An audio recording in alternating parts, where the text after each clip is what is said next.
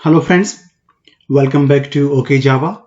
In this video, I'll show you how can you create or how can you set up Kubernetes cluster on Google Cloud Platform. Alright, so here we'll create multiple virtual machines. We'll make one virtual machine as master. We'll convert other virtual machines into worker nodes. Alright guys, so let's move. Now what is the cluster? So cluster is a collection or a group of computers. So in this diagram you see there are multiple virtual machines connected to each other. So this particular kind of setup is known as a cluster. Alright. Now here in this diagram we have one master called Kubernetes master, and then we have three nodes. These nodes are also known as worker nodes, right? You will notice that we have different components in the cluster. You see here etcd, API server, controller manager, but you have different components on worker nodes, right? So guys, if you want me to explain the Kubernetes architecture, just let me know in the comment section. I'll come up with a video. All right. So as part of this video, we are going to create one Kubernetes master and we are going to create two worker nodes. All right. So let's go to the GCP console. Now show you the link where you can find all the commands that we are going to run. So I'll share this GitHub link with you guys in the description box and you can follow me here. Right. So we'll complete this entire setup in 4 steps. In step 1, we'll run all these commands on all the machines, right? On master node and the worker nodes. All right. And if you go down in the commands mentioned under step 2, only on master node, and step 3 only on worker nodes, right? This particular command will run on the master node to see the nodes. All right, guys. So, and you will notice one thing that I have already put a description on top of each command. You are not clear with any command, just let me know in the comment section. I'll explain the command. All right, guys. Now, the very first thing which you need to keep in mind that as part of this particular setup, we are going to use Ubuntu 18.04 LTS, and we are going to use at least 2 virtual CPU cores and 4 GB of the memory. All right, guys. Now, one more thing, I have already have a video in which I have already explained how can you create an EC2 instance on GCP, right? All right, guys. Now, as usual, I'll first go and create a new project. Let's call it cluster. All right, guys. Click on create. Okay, it's creating. Now you can click here, select project to select the project, or what you can do is you can go here and then you can choose your project. Right now let's go and create 3 virtual machines. So to create a virtual machine we need to go to Compute Engine and then click on VM instances. All right, guys. Now we are creating a virtual machine for the very first time, so we need to enable the Compute Engine API. It will take almost a minute, so you have to wait here only. All right, guys. Now we have the option to create a virtual machine, so let's go and create. We'll first create our master. Okay, so let's call it master only. Master, add labels, let's write your name and let's call it master. Save. I'll keep the location as it is. I told you that we are going to have minimum 2 virtual CPU cores and 4 GB of the memory, so I'll keep as it is. If you guys want, you can go and choose higher end virtual machine as well. Okay, next thing is, as I told you earlier, that we are going to make use of Ubuntu. So let's go and change the operating system. Ubuntu, and let's go and pick the 18.04. I'll keep the boot disk size as it is, 10 GB. Select. Let's go and choose these options, allow HTTP and HTTPS, and click on create. Right. Let's go and create another virtual machines, and this time we'll call it node 1. Okay. Add label, and then let's call it name node 1. Okay. Click on save. I'll keep location as it is.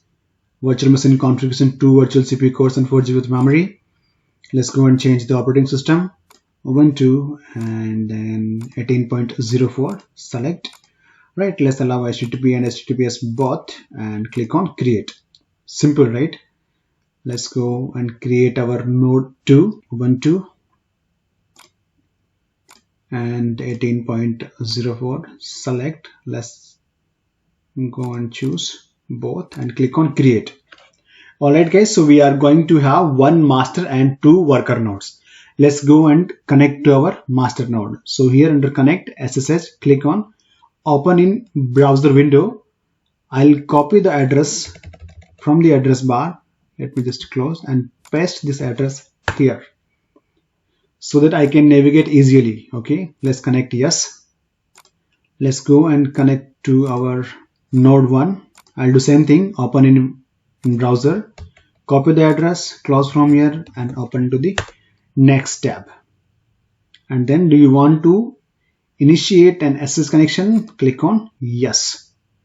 Right, let's go and do same with node 2. Let's connect to node 2, copy the address, close from here and put into the new tab. Alright guys, so in our cluster we have got one master and two node, and we are connected to our, the very first things which I prefer to do is let's go and run the sudo command so that we can run our command as the root, right? You guys can identify that this is our master here also, and you can see this on top as well, right? This is our node 1, here you can see node 1, right? And let's go and run sudo su, right?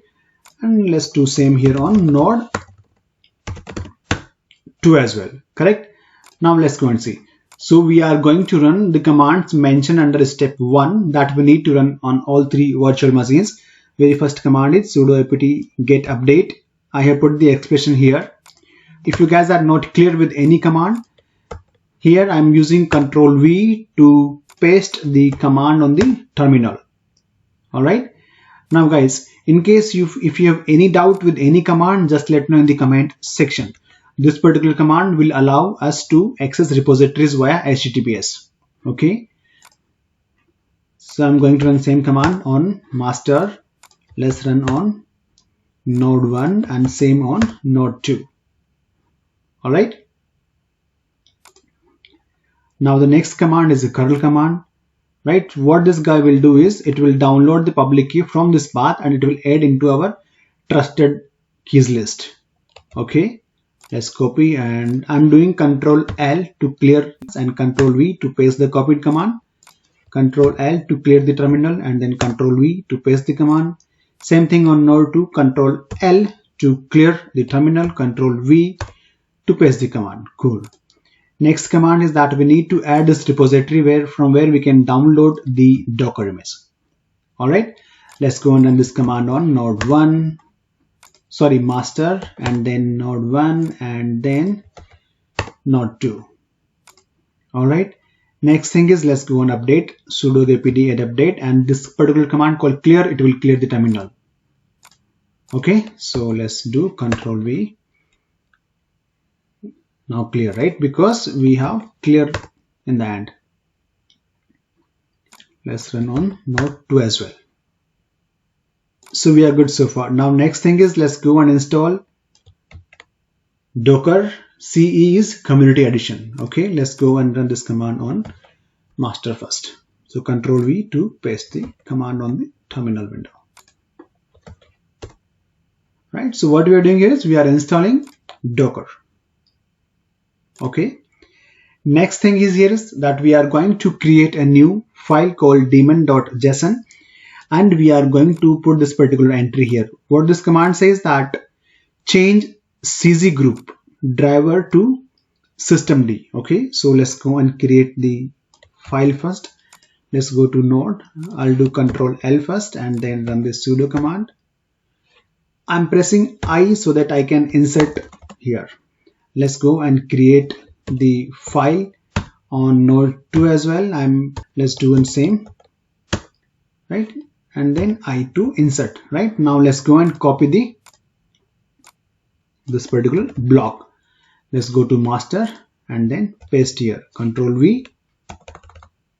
Okay, now how can you save this one? To save you need to hit escape :WQ is the command to save a file in Unix. Okay, let's go and do same here, Control V, right, then escape :WQ. Right, let's go and do same here, Control V. Okay, right, and then escape :WQ. Right, so we are done with this particular part as well. Now next thing is that because we have modified a setting, we need to restart the Docker, right? So let's go and restart the Docker service. Okay, now next thing is that we are going to install kubeadm, kubelet and kubectl. If you guys are new, if you have no idea, just let me know in the comment section. I'll explain about these topics. Okay, this command, I have put the explanation here. Let's go with the master. So what this command is doing is echo. It will echo this particular thing, right? And then this sudo t, right? What it does, it basically takes the input from the terminal and it will add into a list, right? So let's go and hit this command. Yeah, this is good. Let's go and run the command on node 2 as well. Cool, right? Now next thing is that we'll do the same thing only. Here also we are doing curl. It will add this particular file public key into the trusted list. Okay, so let's go and run on master, then on node 1 and then on node 2. Cool, right? Now next thing is that let's go and run update clear master and then on node 1 and then on node 2, right? Let's go back. Now we are going to install sudo apt get install -y is yes, kubelet, kubeadm and kubectl. So we are going to install all three tools on all three VMs. Okay, let's go and do same on node 2 as well, right? So it's done here. Cool thing. Now if you want to verify, just quickly go and run this command. Let's go and run on master first, version 1.22.2 on node 1, and let's go and run on node 2, right? So we are good. Now step 2, what it says that step 2 we need to complete only on master. Let's go and copy this particular command. So this particular command is the main command which will bootstrap your cluster. Sudo kubeadm init, and it will ignore the pre-flight errors. Okay, let's go and run this command only on master. Okay, so we need to execute step 2 only on master. Alright guys, now if you see here, your Kubernetes control plane has initialized successfully. Right, now to start using your cluster, we need to do this, right? And we also need to run this particular command, join, kubeadm join on our nodes.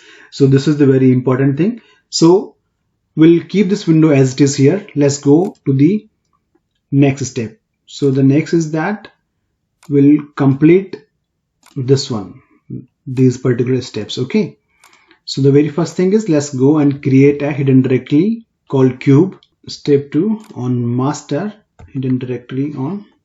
Okay, next thing is that the next command, if you see here, this command will copy the admin.config file from Kubernetes folder to our newly created kube folder. Okay, we just run this one, right? Okay, now next thing is to change the permission of the new file on master. Don't see any errors, so we are good, right? Now let's go and run this particular command as well. Vnate, what is a Vnate? Vnate is basically a networking tool that allows the communication between containers. Okay, so let's go and run this command on master. Okay, so this is nice, right? We are good. Now if I go and run this command kubelet get nodes, I don't think I would be able to run at the moment. Let's see, let's give it a try. So you see we have our master which is not ready yet, right? So let's wait for a second and then rerun. Now you see our master is ready. Okay, but you don't see any nodes, we just have master, right? So because the reason, let's go to the step 3, because we are not yet done with the step 3. So now the command which you see here under step 3, we need to run this command only on nodes. So copy the command kubeadm join token from master and run it on all nodes. So this is how your command looks like, right? So let's go to the master and you look for this command. It's here, right? Sorry, the command is here. Kubeadm join, you need to copy the entire thing. Control C works here, and run this command on all the nodes. So we have only 2 nodes. So let's go and node 1. Let's do the same thing on node 2 as well. Okay, right? Now, so here we are done, and let's go and verify. Step 4 says that you run this command get nodes. So let's go and run this command kubectl get nodes on master. So control, did you mean, sorry,